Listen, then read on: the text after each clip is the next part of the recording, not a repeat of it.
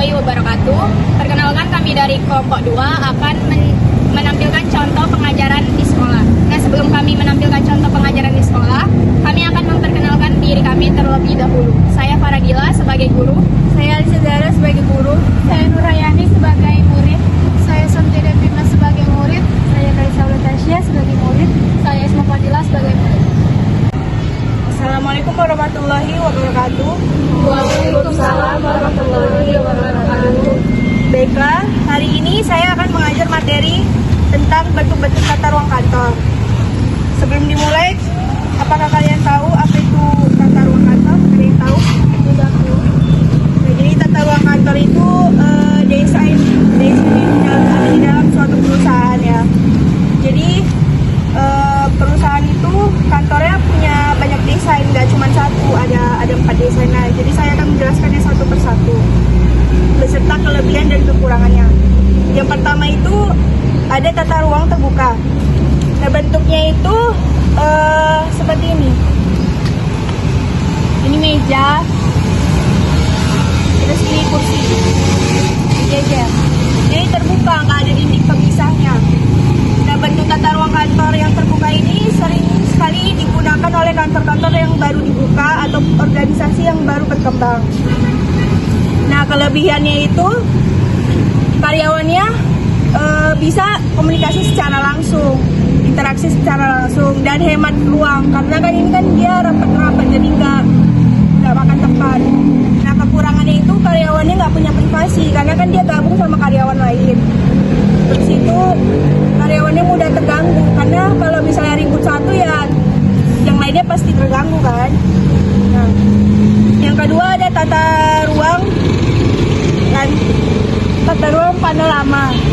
Nah, ini bentuknya sama kayak tata ruang terbuka, cuma dia pakai apa namanya, hiasan-hiasan gitu. Jadi ada konsepnya. Misalnya konsepnya kafe, jadi dipakailah meja-meja kafe, terus kursinya kursi-kursi yang ada di kafe. Nah, kelebihannya itu tata ruang kantor yang panorama ini lingkungan kerjanya lebih lebih menarik gitu, nggak monoton. Kemudian kekurangannya biaya perawatannya mahal, karena kan yang dipakai kan barang-barang mahal, jadi sulit untuk dirawat gitu. Yang ketiga ada tata ruang bersekat atau bilik. Nah, tata ruang bersekat bilik itu kalian pasti pernah lihat kan, dia peta-peta gitu. Di setiap meja itu dipisah sama dinding. Nah, tata ruang ini lebih sering dipakai sama kantor-kantor formal. Ya. Nah, kelebihannya itu pegawainya lebih punya privasi. Terus mereka itu bisa lebih fokus karena kan ketutup gitu kan. Nah, kekurangannya karyawannya nggak bisa interaksi secara langsung, jadi harus keluar dulu dari area meja mereka ini baru bisa ngomong. Yang terakhir ada tata letak kantor bersama atau gabungan. Jadi tata letak kantor bersama gabungan ini pakai 2 konsep ini digabung ya. Jadi agak lebih besar dia. Kelebihannya fasilitasnya ini ya lebih cantik lah istilahnya. Terus lebih cocok untuk pertemuan klien. Terus karyawannya bebas milih mau yang terbuka apa tertutup. Nah, kekurangannya tata ruang ini harus memiliki area kantor yang lebih luas, karena kan mereka kan pakai dua tata ruang kan. Ya, jadi kelebihan dari tata ruang kantor gabungan ini, fasilitas kantornya siap digunakan, terus cocok untuk pertemuan klien. Kemudian karyawan bebas memilih antara yang terbuka atau tertutup. Jadi mereka bebas kan, kalau misalnya mereka mau yang kayak gini nggak apa-apa, yang tertutup juga nggak apa-apa. Kalau mau lebih fokus mereka yang pilih yang tertutup. Terus kelebihannya meningkatkan mood. Nah, ada juga kekurangannya. Yang pertama itu membutuhkan area yang lebih luas, karena ini kan gabungan, jadi nggak bisa yang kecil pakai areanya, jadi harus yang luas. Terus denahnya berantakan karena yang satu kan dia terbuka, yang satu lagi tertutup. Jadi kalau dilihat dari denah perkantorannya agak membingungkan. Yang ketiga, biaya pemeliharaannya itu mahal karena ada yang terbuka gini. Biasanya yang terbuka gini pakai biaya pemeliharaannya mahal, terus perabotannya juga mahal-mahal. Dan karyawannya agak sedikit terganggu karena kan memakai juga yang pakai ini tata ruang terbuka. Sekian, itu saja materi dari bentuk-bentuk tata ruang kantor. Baiklah, dari materi yang saya sampaikan tadi ada yang ingin bertanya? Izin bertanya, Kak. Ya, silakan. Dari materi yang tadi, apa saja Kak faktor yang mempengaruhi tata ruang kantor? Terima kasih. Ya. Baik, saya akan menjawab pertanyaannya tadi. Nah, faktornya itu yang pertama ada penambahan atau pengurangan pegawai pada unit atau bagian yang bersangkutan. Yang kedua, penambahan atau pergantian perabot atau alat-alat lainnya. Ketiga, ada perubahan terhadap proses atau penyesuaian suatu pekerjaan. Yang terakhir, perubahan terhadap susunan organisasi atau tugas.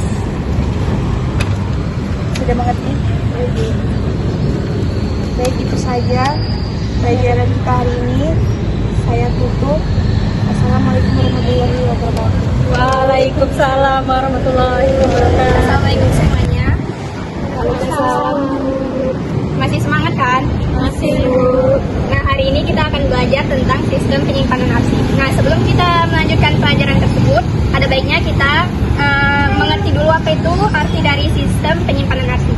Nah, menurut Muhyiddin dan Winata pada tahun 2016 menyebutkan bahwa sistem penyimpanan arsip merujuk kepada salah satu fungsi manajemen arsip dalam hal menjamin penemuan kembali arsip dan penggunaannya di masa-masa yang akan datang. Nah, di Indonesia itu sistem penyimpanan arsip itu digunakan ada 5, yaitu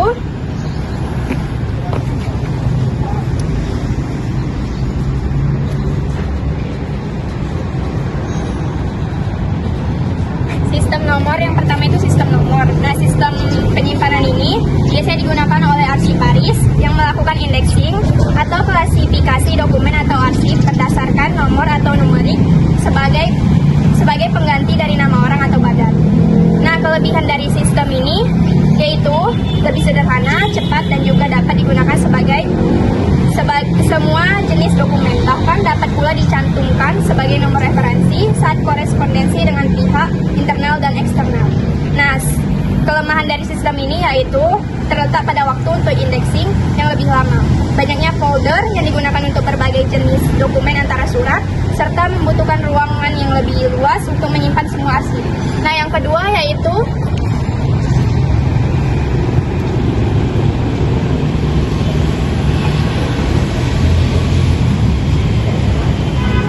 sistem abjad. Sistem abjad ini yaitu penyimpanan arsip berdasarkan abjad. Biasanya menggunakan metode penyusunan dokumen yang dilakukan secara berurutan, mulai dari arsip berawalan huruf A sampai dengan Z, dengan pedoman pada peraturan indeksing. Nah, kelebihan dari penggunaan sistem ini terletak pada kemudahan dalam memahami penataan folder, meminimalisir kesalahan karena dikelompokkan berdasarkan abjad yang sama, dan juga lebih mudah dalam mencari dokumen yang dibutuhkan. Nah, sementara kelemahannya yaitu pemberian label pada folder yang membutuhkan banyak tenaga, kemungkinan adanya kesalahan dalam penempatan berkas jika tidak memiliki SOP yang ketat. Nah, yang ketiga yaitu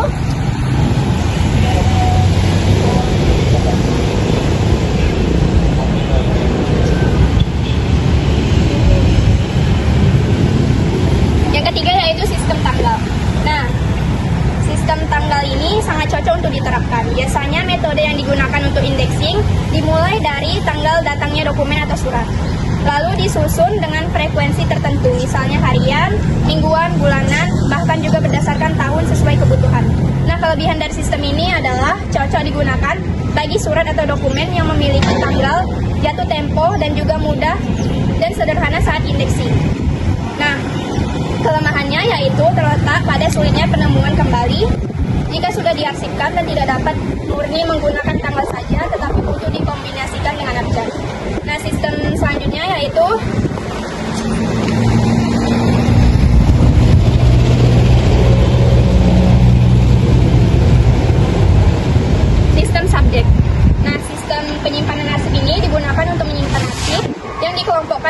menjelaskan jenis masalah yang sering terjadi. Oleh karena itu, sistem ini sangat cocok diterapkan bagi instansi, pemerintahan atau perusahaan yang sering berhubungan dengan keluhan pelanggan. Kelebihan dari sistem ini terletak pada kemudahan dalam mencari keterangan yang dibutuhkan dan juga dapat dikembangkan dengan tidak terbatasnya judul dan susunannya. Sementara itu, kelemahannya adalah sulit diklasifikasikan, khususnya jika terdapat berbagai perihal atau subjek yang hampir sama padahal berbeda satu sama lain. Nah, yang terakhir yaitu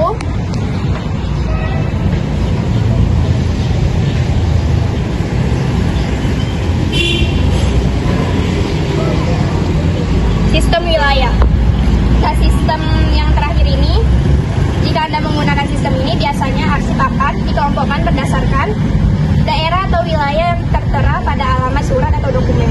Nah, kelebihan dari sistem ini adalah mudah dicari jika keterangan wilayah sudah diketahui dan juga lebih mudah mengetahui jika ada dokumen yang tersimpan. Di sisi lain yaitu kelemahannya adalah resiko kesalahan dalam penyimpanan yang lebih besar, kesulitan dalam mengelompokkan surat yang alamatnya tidak lengkap. Nah, sekian dari materi hari ini. Jika ada yang ingin bertanya, Ibu persilakan. Sekian dari pemaparan contoh pengajaran di sekolah dari kelompok 2. Jika ada